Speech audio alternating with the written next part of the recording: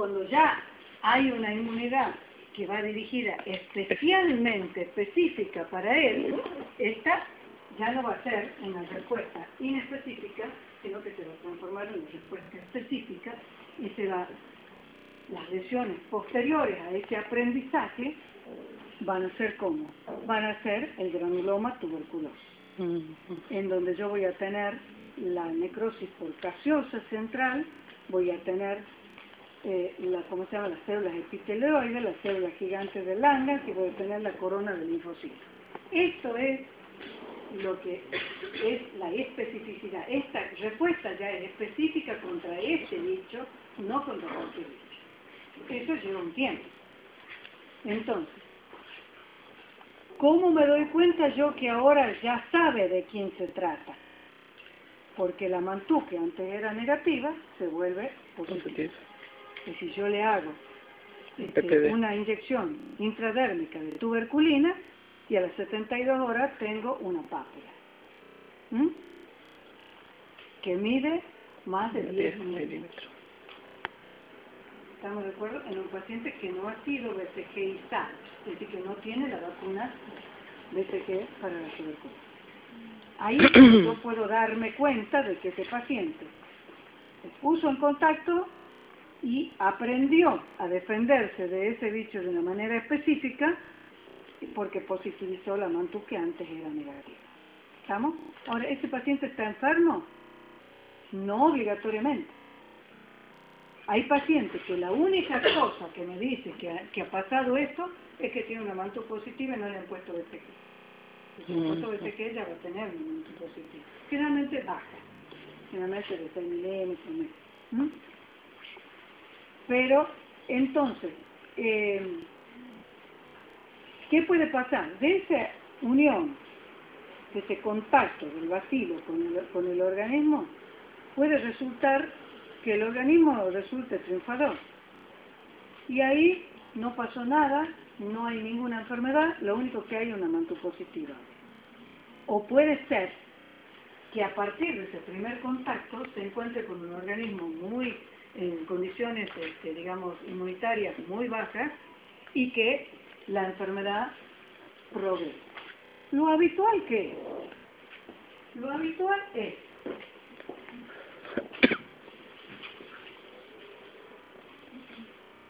entonces, cuando no hay enfermedad, tuberculosis. Cuando eso se transforma en una enfermedad, tiene síntomas, tiene signos, tiene cosas, yo hablo de una tuberculosis primaria. ¿Qué es lo que suele hacer acá? Acá hace lo que se llama el chancro de inoculación. Y de ahí, ¿qué pasa? Supongamos que la enfermedad progresa. Va a ir por los linfáticos, ¿a dónde? A su primera estación, ahí en el mediastino, ¿cierto? Acá. Y va a infectar un ganglio de acá. ¿Qué cosas pueden pasar?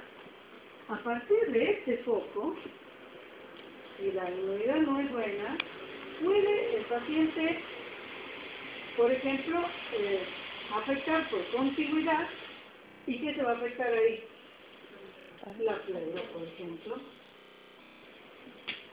A partir de este foco, esto es muy transitorio, la linfangitis hay que agarrarla justo en el momento que se produce para llegar a ver, es difícil ver, pero sí lo que se ve muchas veces es el chancro de inoculación y el ganglio, por otro lado.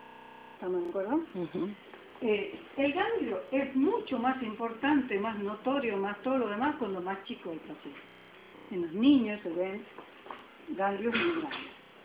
Y precisamente la localización del ganglio ahí es algunos de los signos que son característicos, que es que ahí sale el lóbulo medio, que es un lóbulo chico que sale así en esta dirección, para adelante. ¿Ah? Y entonces, cuando hay en los niños un ganglio muy grande, puede comprimir el bronquio del lóbulo medio.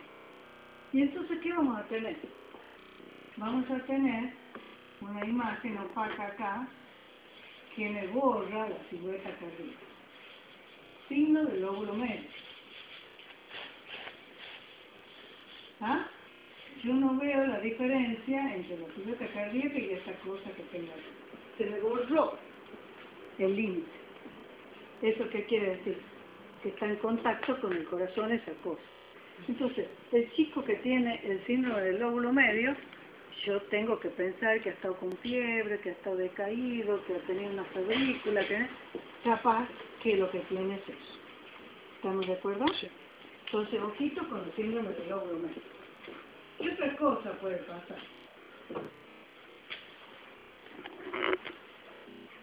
Este ganglio se puede calcificar y se puede volcar en un bronquio. Se puede abrir en un bronquio. Entonces, el chico, ¿qué va a tener? Un episodio, digo chico porque la mayoría de estas cosas ocurren en el chico. Entonces se va a abrir en el bronquio y puede tener un episodio asfíctico. En el chico. Y se va a vaciar por acá. Toda la gaseosis esa que va a tener dentro del bronquio. ¿Está? No. ¿Qué otra cosa puede pasar? Supongamos que no ha ocurrido nada de esto, pero a partir de acá, ¿qué va a hacer? Tomó esa estación ganglionar y va a seguir por los linfáticos ¿hasta dónde? Al confluente yugosubclavio. ¿Y de ahí qué va a hacer? Se va a volcar el ventrículo derecho, ¿o no? Sí. ¿Y de ahí qué va a hacer? Diseminación sistémica. Se va a ir para cualquier lado, para el pulmón en primer lugar, y entonces me puede dar qué cosa. Una fiebre mediana, y yo voy a tener todos los puntitos más grandes. ¿Ah? Esto suponiendo que a partir de la entrada no se frenó la cosa y siguió progresando. Y no solo ahí, yo lo estoy viendo ahí, pero se puede ir después al hígado, después al cerebro, se puede ir a las serosas, y entonces tengo una policerositis y tengo muchas veces se operan enfermos en donde al abrir el abdomen se encuentran con que está sembrado todo el peritoneo por síntomas que no son claros, que no se sabe bien qué es, que crean dudas, etcétera, etcétera. A los riñones, a los huesos, donde ustedes quieran. ¿Estamos? Se puede sembrar por vía hemática. Puede que la cosa no haya sido tan grave. Y puede que haya habido, por ejemplo, a partir de este foco, una pequeña elevación de un vaso y que acá haya quedado una pequeña siembra con unos nodulitos calcificados acá en el vértice, perdón, unos nodulitos pequeños en el vértice, y que ahí haya frenado todo. Porque el organismo solo puede llegar a curar esta tuberculosis primaria. O puede. Esos nodulitos en el vértice, después vamos a ver qué es lo que pueden ocasionar. Pero ustedes saben que el bacilo tuberculoso tiene la característica de que es capaz de mantenerse sin dividirse en forma latente durante años. Y pueden permanecer ahí en esos pequeños nodulitos que aparecen en el vértice. Y en un determinado momento de su vida, volver a iniciar un ciclo reproductivo. ¿Estamos? Entonces, por continuidad, por vía linfática, por vía hemática, se puede diseminar la enfermedad.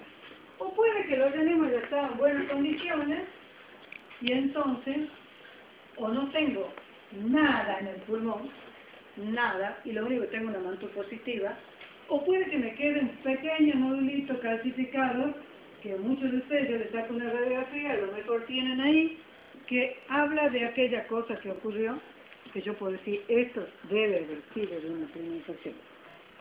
Y nadie más se entera nunca de nada. Fuera de la mantopositiva no tiene nada anormal. Y vive así toda la vida. O puede, entonces, aparentemente curado, ese paciente que tiene ahí su cosa, que a lo mejor le quedaron algún pequeño nodulito ahí, pasa la enfermedad y supongamos a los 35 años el paciente es etilista, se agarra una diabetes, tiene alguna situación en que bajan sus defensas y esos que estaban latentes ahí vuelven a reproducir.